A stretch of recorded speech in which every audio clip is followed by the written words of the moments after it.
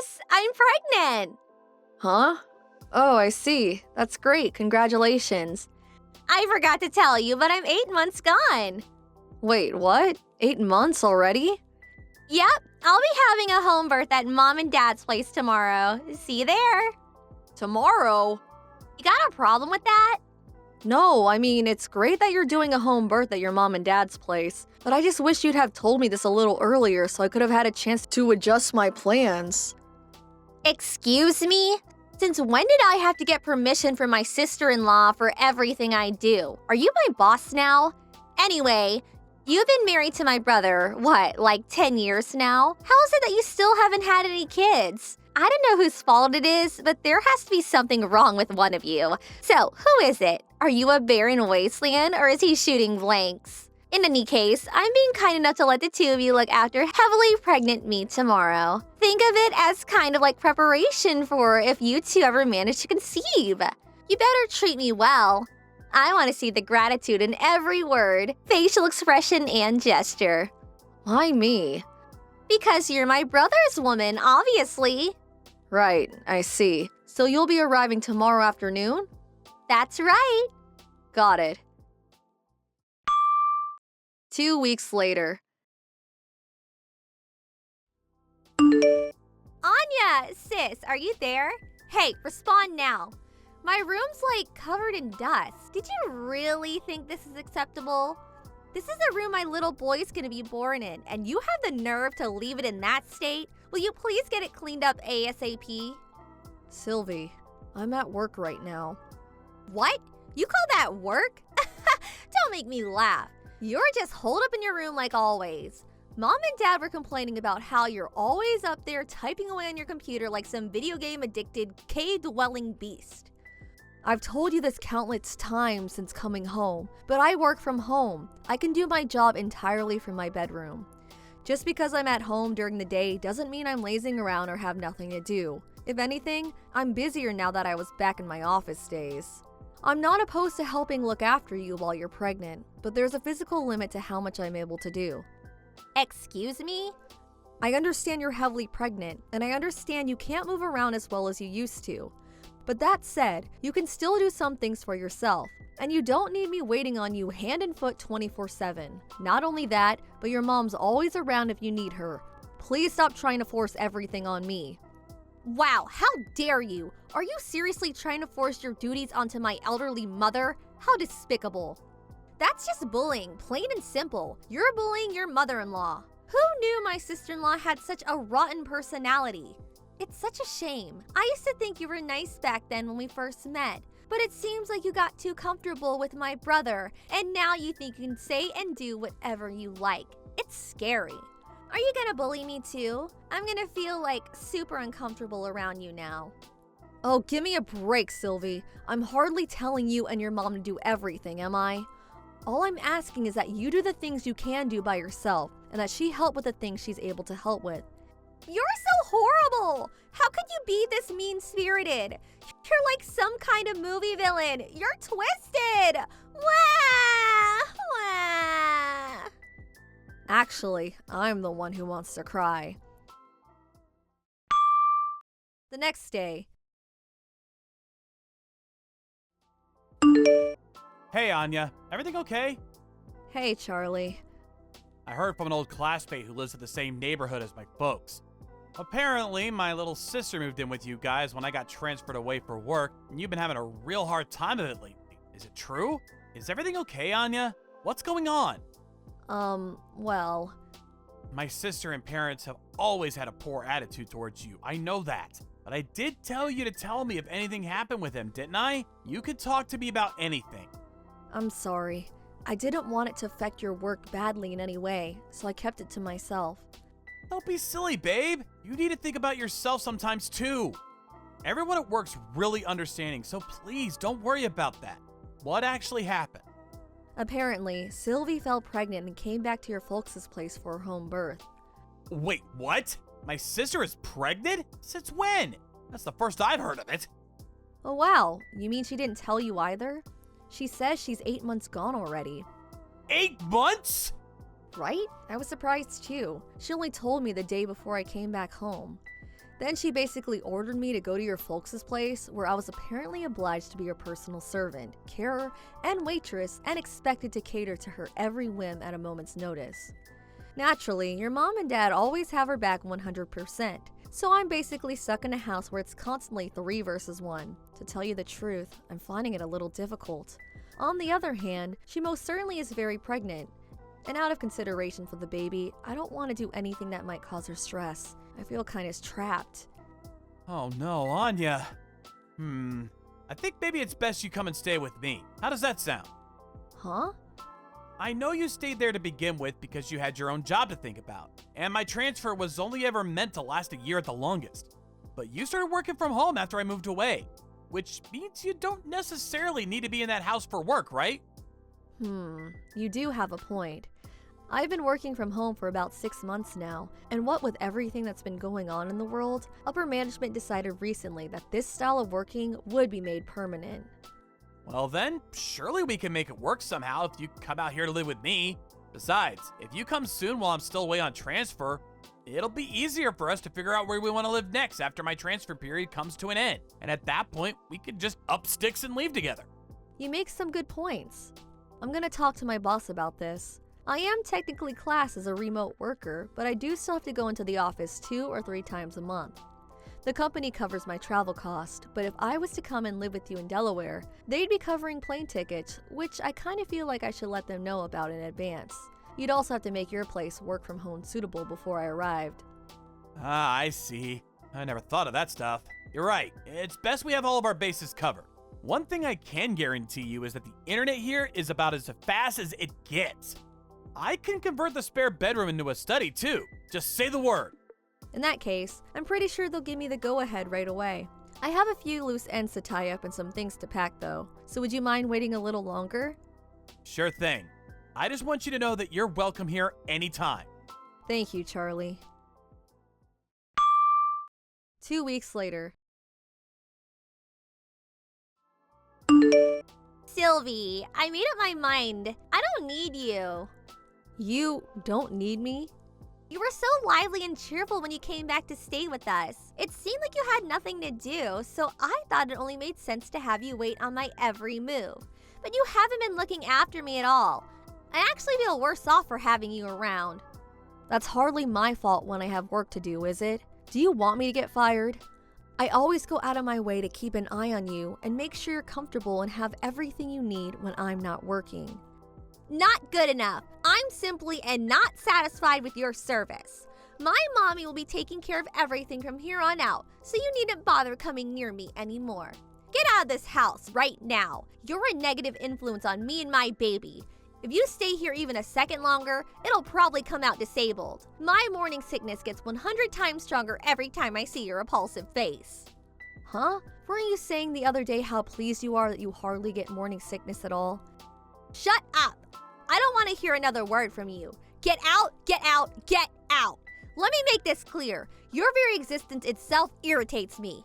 Get out of this house at once, you barren wasteland of a woman. You couldn't even give my big brother a baby, could you? You should know I'm never coming back if you change your mind and regret this. You won't be my problem anymore. I never want to see your gross, disgusting face again. Thanks for saying that. I'm actually more relieved to hear that than you could know. Huh? I've decided to go and live with Charlie in Delaware. I'm really grateful for your blessing. I was kind of stressing over how you might react, but with still not having give birth and all. Huh? The next day. Anya, are you on your way now? Hey, Charlie. Yeah, I'm just getting ready to board the plane. I'll lose signal, but it's not a long flight, so I should be back with you in an hour or so. Then, 3 trains later, I'll be knocking on your door. Anya, listen. I just received word that Sylvie's been rushed away in an ambulance. Wait, what? Why? Apparently, she started getting severe stomach pains after eating my mom's cooking. Your mom's cooking? Oh no, no, no, no. She didn't, did she? Yeah, I think she did. It's always been a rule in our household to check that the ingredients in Mom's section of the fridge aren't out of date or rotten before using them. No exceptions. It's been over 8 years since Sylvie flew the nest to go live on her own for college. And I'm guessing she totally forgot about Mom's unsanitary culinary habits. Oh my, I think you might be right. I'd been cooking all of her meals since the moment she came back. Come to think of it, I don't think your mom cooked for her even once. Not only that, but you've been cooking all of our family's meals for the last 2 years. Breakfast, lunch, and dinner, without fail, every single day. Your food's not only delicious and safe to eat, but you made everything with a healthy balance of vitamins, nutrients, and minerals in mind. My family's probably never been this healthy. As a result, I think they might have let their guard down. They took your cooking for granted, and then when you were gone, well, this happened. Obviously, I hope Sylvie's okay, but how's the baby? Have you heard anything? Last I heard that she was experiencing labor pains and that she was most likely going to have the baby prematurely at the hospital. Oh no, isn't that bad? It's not great, but don't worry, you don't have to go. I took an emergency vacation from work and I'll be heading down on the first flight tomorrow morning. Are you sure? I really don't mind. I think it's for the best you don't. I can just see it now. My sister hurling nonsensical abuse at you from her hospital bed the moment you walk in about how this is all your fault. Things might change and we might need you to come on short notice, in which case I'll contact you. But for the time being, I'd really appreciate it if you could just hold tight. Okay, I understand. The next evening. Hey Anya, I'm sorry I took so long messaging you. Hey Charlie, it's fine. How's Sylvie and the baby? Are they both okay? I've been really worried about them. The birth went by without a hitch. I have a healthy 8-pound baby nephew. Sully's fine too, but how to put this? Another problem seems to have emerged. Another problem? What happened? Okay, so you know how Sylvie's husband is white? Yes? And you know how Sylvie's also white? Yes, of course. What does this have to do with anything? The thing is, the baby's black. What? 1 month later.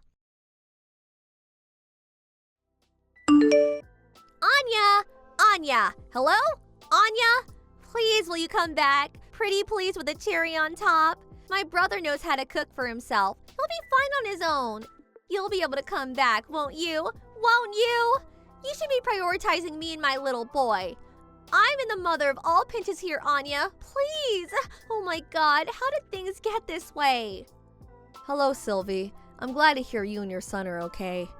I hate to have to tell you this, but even if I was to come back, I wouldn't be able to look after you like I was doing before. Why not? Things at work started going great when I moved out to Delaware to be with Charlie. He's really understanding of my remote work situation and goes to every effort to accommodate me. We also split the housework evenly. He's such a darling. I feel lucky to have him. But I'm struggling here. How can you live with yourself being all happy and content like that when I'm out here struggling? Looking after a newborn baby is so hard, you wouldn't believe. Like, gosh, how do people even do this? Not only that, but Mom's cooking is so bad, I fear for my life every time I eat. Your mom's cooking? It seems like me getting rushed away in an ambulance wasn't enough to make her learn her lesson.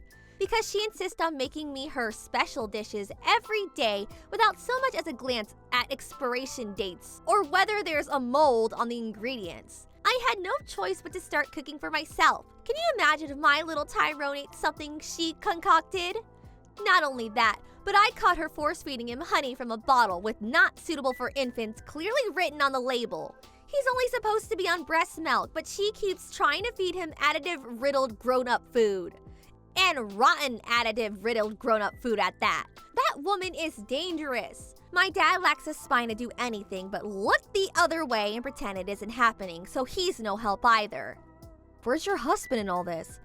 He divorced me. Ugh, don't ask the questions you already know the answer to. I see. So we really did end up divorcing over that, huh? Well, what about little Tyrone's real dad? What happened with him? I don't know. He disappeared. What? Forget all that. None of it matters now. The point is you need to come home. You need to come home now. My ex-husband wants nothing to do with me. My only choice now is to raise him at my parents' house while trying to avoid either of us being hospitalized again by my mom's lethal cooking. The only people who were ever capable of keeping this place in functioning order were you and my brother. Please, me and Tyrone need you. Stop your complaining and just help us already. Ugh! Nope, sorry, but I really can't do that. Why not? I'm begging you here. Have you ever seen me like this? Have you? I'm not doing it for fun, I promise you. Please, I'm desperate here. I have a question for you, Sylvie. Did you notice how unhealthy living with you made me? Huh? Not only did your mom force me to do all the housework and cooking, but when you showed up out of nowhere, so pregnant you were ready to burst and demanded I be your live-in carer going on slave. To make matters worse, none of you seem to understand the meaning of remote work and interrupted me upwards of 20 times a day, resulting in me barely ever getting anything done. My body was sending me desperate signals to get out. Then Charlie sent me a lifeboat and invited me to live with him, so here I am, finally recovering while being reminded what it's like to live a normal life. And you suddenly demand I throw all of that away to come back and live with you guys in the madhouse? You can't blame us for that.